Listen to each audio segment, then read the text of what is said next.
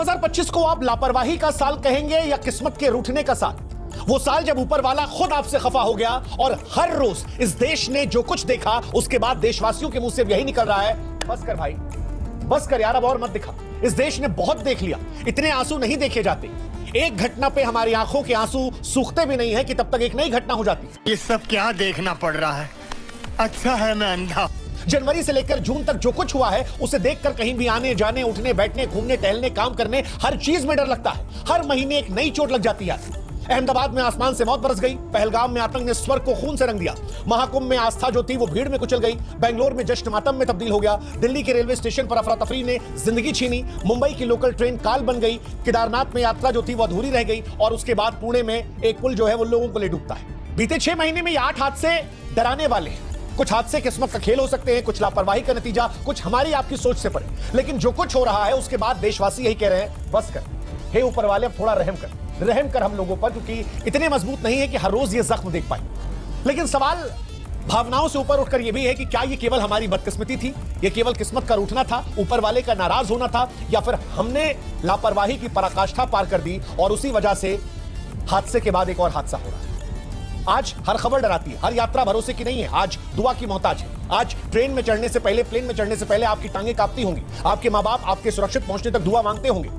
2025 को हम एक साल नहीं काला अध्याय के तौर पर देख रहे हैं, जिसके हर पन्ने पर दुख, शोक, टूटी उम्मीदें, ये सब कुछ है। लेकिन सवाल फिर वही मेरा है कि क्या ये मनहूसियत का साल था या हमारी लापरवाहियों को हम हादसा और खराब किस्मत कहकर जिम्मेदारी से भाग रहे हैं। इस साल की शुरुआत से शुरू करते हैं। सबसे पहले कुंभ, आस्था पर जब लापरवाही भारी पड़ गई, उसे आप किस्मत की मार कहेंगे या सिस्टम की नासमझी, वो आप पर है। लेकिन 29 जनवरी 2025 प्रयागराज का महाकुंभ चल रहा था, वो पर्व जहां भीड़ नहीं आस्था उमड़ रही थी, लोग शरीर से नहीं आत्मा से स्नान करने आए थे, जहां हर डुबकी में उम्मीद थी कि पाप कट जाएगा, जीवन सुधरेगा, मोक्ष मिलेगा। लेकिन 29 जनवरी 2025 को मौनी अमावस्या के दिन आस्था चीख में बदल गई, भीड़ रौंद गई, मौत चारों तरफ दिखी। लाखों लोग उस दिन गंगा के तट पर थे, व्यवस्थाएं चरमरा गई थी, रास्ते सकरे थे, पुलिस कम थी, दिशा निर्देश उलझे हुए थे, भीड़ बेकाबू थी। तभी ये घटना होती है। किसी ने कहा अफवाह की वजह से हुई, किसी ने कहा लापरवाही की वजह से, लेकिन मौतें, किसी ने 30 मौत कही, किसी ने 40, किसी ने 60। बीबीसी की एक रिपोर्ट आई थी जिसमें कहा गया 100 से अधिक मरे। लेकिन मोक्ष पाने के चक्कर में ये लोग मर गए थे सभी। अब ये खराब किस्मत थी या हमारी तैयारियों की पोल खुली थी? क्योंकि कुंभ अचानक से तो हुआ नहीं था, तारीखें पहले से तय थी, भीड़ का अनुमान तय था।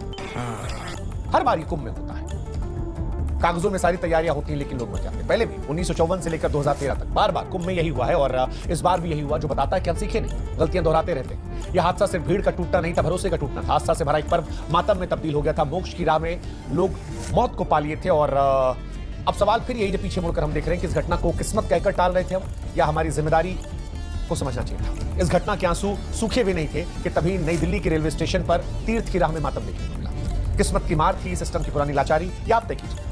15 फरवरी 2025 नई दिल्ली का रेलवे स्टेशन, जहां हर दिन हजारों लोग आते हैं, कोई सफर पर निकलता है, कोई अपनों से मिलने, कोई जाने के लिए, कोई मोक्ष की कामना के लिए। लेकिन इस दिन भी महाकुंभ के लिए जब विशेष ट्रेनों घोषणा हुई तो बड़ी भीड़ आई, लेकिन लौटी मातम में लिपटी लाशों और टूटे चप्पल के ढेर के साथ। भीड़ बड़ी थी, अनाउंसमेंट को लेकर कुछ गड़बड़ियां हुई, प्लेटफॉर्म की जानकारी कहा जाता है गलत दी गई, पुलिस हालात संभाल नहीं पाई और देखते ही देखते भगदड़ हुई। 18 लोगों की मौत हो गई, कुछ वहीं दम घुटने से मर गए, कुछ ट्रेन की पटरी पर गिर पड़े, कुछ तो इतने छोटे थे कि भीड़ देख ही नहीं पाई। कोई माँ बाप को यहाँ पर तीर्थ यात्रा पे ले जा रहा था, कोई अकेले स्नान करने जा रहा था, किसी ने महीनों पहले टिकट बुक कराई थी, कोई भीड़ के इंतजार में खड़ा था, पुण्य कमाने जा रहे थे और जीवन छोड़कर चले। यह हादसा किस्मत की मार था या वही रेलवे की पुरानी व्यवस्था की लाचारी जो हर बार भीड़ में दम तोड़ देती है? पहले भी हुआ था 2013 में इलाहाबाद रेलवे स्टेशन पर 45 लोग मारे गए थे और 12 साल बाद भी हम वहीं खड़े। सवाल, क्या तब भी किस्मत खराब थी आज भी? क्या तब भी हमने कुछ नहीं सीखा था और इस बार भी कुछ नहीं सीखा?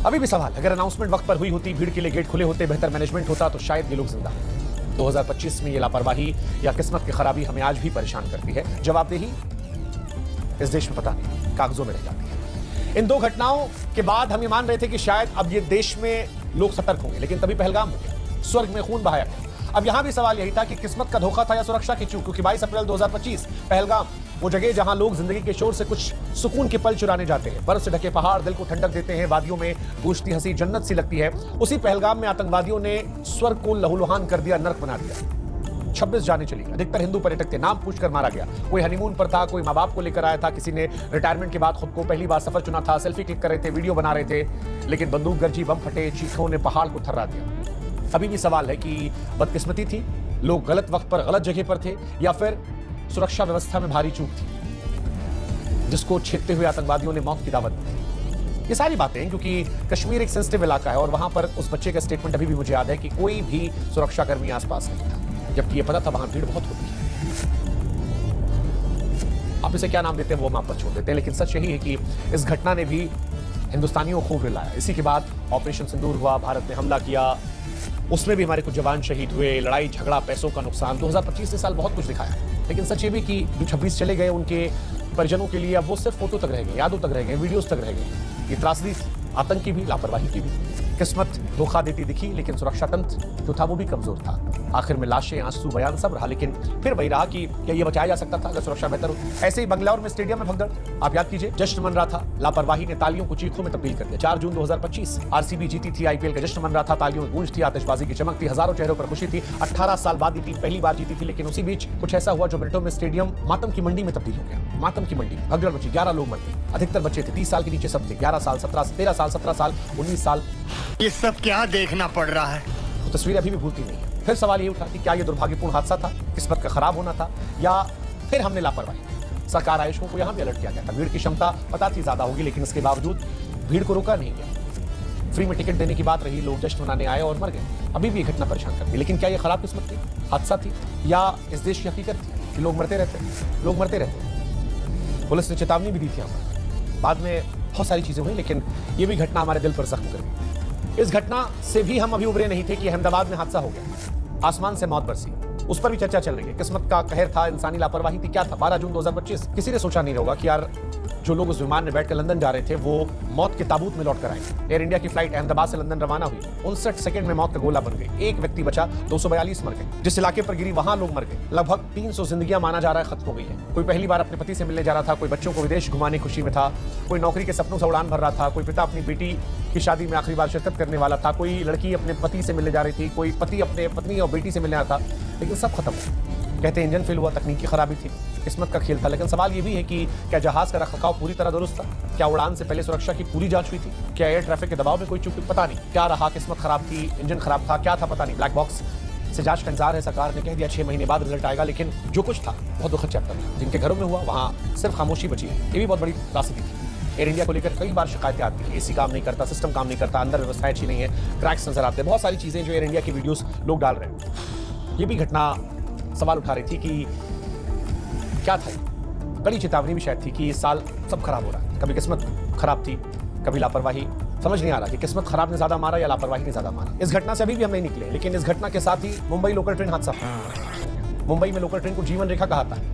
पटरी से उतर गई 9 जून 2025। मुंबई की लोकल ट्रेन सिर्फ ट्रांसपोर्ट नहीं, शहर की धड़कन है। सुबह की नींद तोड़ती हुई, शाम की थकान समेटती हुई, हर दिन लाखों जिंदगियों को बढ़ाती है। लेकिन 9 जून को यही जीवन रेखा मौत की दिशा में चली। डीवा और मुमरा स्टेशनों के बीच भीड़ के धक्का मुक्की के दौरान कुछ बैग टकराए और 13 लोग चलती ट्रेन से गिर पड़े। 4 की मौत हो गई। ये वही लोग थे जो हर रोज निकलते थे ऑफिस जाने, इंटरव्यू देने, सब्जी की थैली लेकर घर लौटने, लेकिन मौत की खबर बनकर लौटे। सवाल ये कि क्या बैग टकराने से केवल हादसा हुआ, या फिर इतनी ज्यादा भीड़, इतने ज्यादा खुले दरवाजे, सुरक्षा के नाम पर शून्यता ने इस हादसे को न्योता दिया। रेलवे कह रहा है कि अब हम स्वचालित दरवाजों की बात करेंगे, लेकिन सवाल ये कि मरने के बाद ये सब बात क्यों होती? कितनी बार लोगों ने गिरकर जान गंवाई, कितनी बार माफ किया, कितनी बार सुधार किया?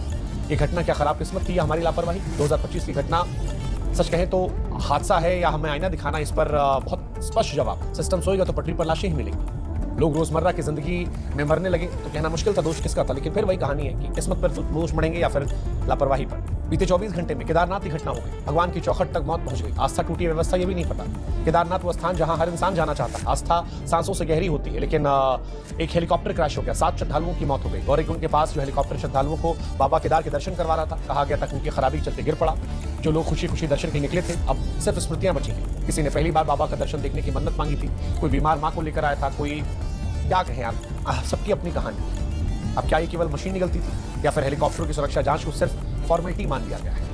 बीते सालों में भी कई घटनाएं ऐसी हुई जहां पर हेलीकॉप्टर क्रैश हुए। 2025 की घटना बताती है कि मौत आस्था से नहीं डरती, और भगवान के दरबार तक जिंदा पहुंचना भी मुश्किल हो जाए तो ये समझ लीजिए कि सिर्फ किस्मत नहीं टूटी, बल्कि सिस्टम भी ध्वस्त हो चुका है। और इसी दिन पुणे में घटना होती है। एक पुल ढह जाता है। जून 2025 पुणे के कुंडमाला में इंद्रायणी नदी पर बना एक पुल था। तस्वीरों के लिए मशहूर था, इंस्टाग्राम चलाने वालों का फेवरेट स्पॉट था। शाम दोपहर, लेकिन फिर 10-15 पर्यटक नदी में समा जाते हैं। 6 से 7 कहते हैं मर गए इसमें। पुष्टि हो गई, कई लापता है। कोई हनीमून मनाने आया था, कोई कॉलेज ट्रिप से आया था, कोई सुकून के पल ले रहा था, लेकिन अब सब सन्नाटा है। कई बार यहां भी कहा गया था कि पुल कमजोर है, बारिश में टूट सकता है, लेकिन प्रशासन खामोश था। अब जिंदगियां बह गई तो क्या हम कहेंगे हादसा था किस्मत खराब थी, त्रासदी थी, बुरी किस्मत, या स्पष्ट था कि इंतजार की गई मौत थी? इसीलिए हम कह रहे हैं कि जो खबरें हैं ये उन परिवारों की कहानी है जिनके अपने अब नहीं है। 2025 मनहूसियत का साल था, बदकिस्मती का साल था, या हमारी गलतियों का साल? इस साल जो मौतें हुई हैं वो उन परिवारों की कहानियां हैं जिनके अपने अब नहीं रहे। अहमदाबाद के विमान हादसे से लेकर पहलगाम में आतंकी हमला, क्या ये हमारी खराब किस्मत थी या सुरक्षा व्यवस्था की नाकामी? महाकुंभ और दिल्ली की भगदड़ ने हमारे भीड़ प्रबंधन की पोल खोल कर दी। बेंगलुरु में जश्न और मुंबई की ट्रेनों ने हमारे सिस्टम की कमजोरियों को उजागर कर दिया। केदारनाथ और पुणे के हादसों ने दिखाया कि हमारा इंफ्रास्ट्रक्चर कितना ज्यादा कमजोर है। वाह क्या सीन है। अब सवाल फिर यही कि घटनाएं बार बार क्यों होती? क्या ये घटनाएं केवल बदकिस्मती है, ऊपर वाले का हमसे नाराज होना है, या हमारी अपनी बनाई हुई बार बार दोहराई गई वो गलतियां हैं जो दिखती हैं कि मौत हमारे इंतजार में बैठी है? 2025 का पहला आधा हिस्सा साफ चेतावनी है कि सुधर जाइए, बेहतर हो जाइए, वरना यूं ही मरते रहेंगे। कुछ हादसे हो सकता है कि 2025 में किस्मत की मार हो, लेकिन कई ऐसे थे जो लापरवाहियों की सजा थे। कुछ ऐसे हैं जिनके लिए शब्द नहीं।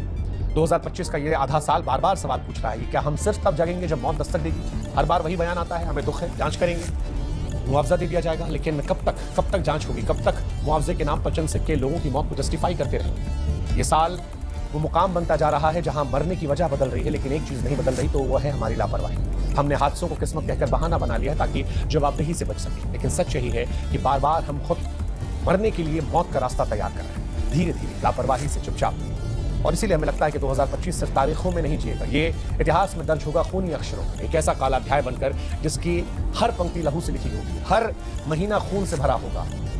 हम नहीं जानते, लेकिन ये तय है कि जो जख्म 2025 ने दिए हैं वो बहुत दिनों तक जख्म बरकरार रहेंगे। लेकिन हम बस इतना करें कि भाई बस कर, सरकारें बस कर, सिस्टम बस कर। दोस्तों नमस्कार, वीडियो पसंद आया हो तो लाइक और शेयर करें। ऐसी न्यूज़ देखने के लिए हमारे YouTube चैनल को सब्सक्राइब जरूर करें। धन्यवाद। जय श्री